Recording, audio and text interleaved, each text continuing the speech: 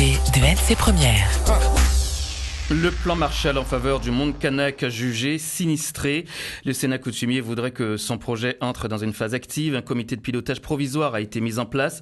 Mais avec l'absence pour l'instant de 3 aires coutumières, le plan Marshall a-t-il du plomb dans l'aile? Bonjour Gilbert Théhin. Bonjour. Vous êtes le président du Sénat coutumier. Tout a débuté en septembre dernier à l'ouverture de la mandature 2015-2020 du Sénat coutumier. Les anciens avaient affiché la volonté de casser le mur et secouer le cocotier. Des expressions assez imagées pour qu'on puisse comprendre. Le peuple kanak, en clair, a besoin d'aide. Tout à fait. L'ancienne mandature a terminé sous cette forme-là. Nous avons repris la suite depuis l'an dernier, mais le plan Marshall est en bonne voie. Et nous sommes maintenant dans la phase d'actualité. Le plan Marshall est un sujet d'actualité à partir de maintenant. Et le modèle de société, de développement actuel ne convient pas, il n'est pas adapté. C'est ce que vous dites? Oui, nous disons que 20 ans de rééquilibrage par les provinces dans une tendance de mondialisation, le peuple kanak est sinistré dans cette mesure-là, vu comme ça. Ça va très vite. Alors, c'est certainement pas pour tout le monde. Il y en a, quand on dit sinistré, vous savez, après le cyclone, il y a des zones qui sont plus touchées que d'autres. Oui, justement. Qu'est-ce que vous entendez par sinistré exactement? Un peuple kanak sinistré. Sinistré, c'est subir quelque chose dont on ne s'est pas préparé. La mondialisation, le réchauffement climatique, le développement très rapide avec, en parole imagée, je dirais, le cyclone s'appelle 3 usines, par exemple. Et ça a quelles conséquences sur le peuple kanak? Les conséquences immédiates peuvent être confondues avec ce qui a toujours été depuis, puisque le peuple kanak, il ne faut pas oublier que c'est quand même un peuple qui a subi la colonisation. Voilà. Alors, on se met d'accord là-dessus pour dire que ne pas confondre les effets des antécédents avec Mais nous, ce qu'on dit, c'est surtout préparer quelque chose en pépinière pour les années à venir.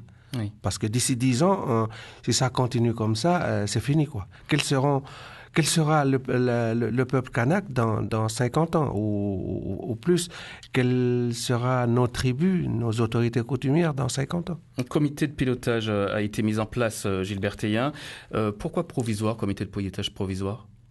On s'est adapté à l'instant du moment. Nous avons invité tout le monde. Le gouvernement, les provinces et les 3 aires dont vous avez cité ont fait preuve de leur absence.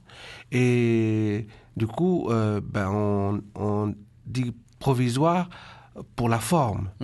Mais pour le fond, nous, on avance à la même allure. Ça veut dire qu'avec l'absence de ces 3 heures coutumières, on les rappelle, Otmawab, Djoubaya Kapume et Paichi Shemuchi, ce comité de pilotage ne perd pas de sa force? Ne perd pas de sa force parce que parallèlement à ça, nous installons des solutions de discussion.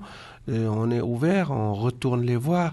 Si vous voulez, je vais dire quelque chose. C'est moins inquiétant que les conseils coutumiers sont absents que le gouvernement, qui est quand même une institution du pays. C'est moins important que les conseils coutumiers soient absents? Oui, parce que les conseils coutumiers, je dis cela dans la mesure où nous avons les solutions. On peut retourner les voir. La majorité des conseils coutumiers, c'est dirigé par les Kanaks, c'est ça que je veux dire. On a d'autres solutions. On peut aller les voir sous la forme coutumière, sous la forme familiale. On a encore d'autres cartouches que quand c'est politique, parce que le Sénat coutumier n'est pas politique. Et quand le Kanak Anthony Lecrin du gouvernement est absent, c'est grave? C'est en même temps, c'est grave et pas parce que Anthony Lecrin, faut pas oublier qu'il est nommé par son parti pour être le représentant du peuple. Et lorsqu'il est kanak, ce n'est pas un parti politique qui l'a nommé, c'est tout simplement le fils de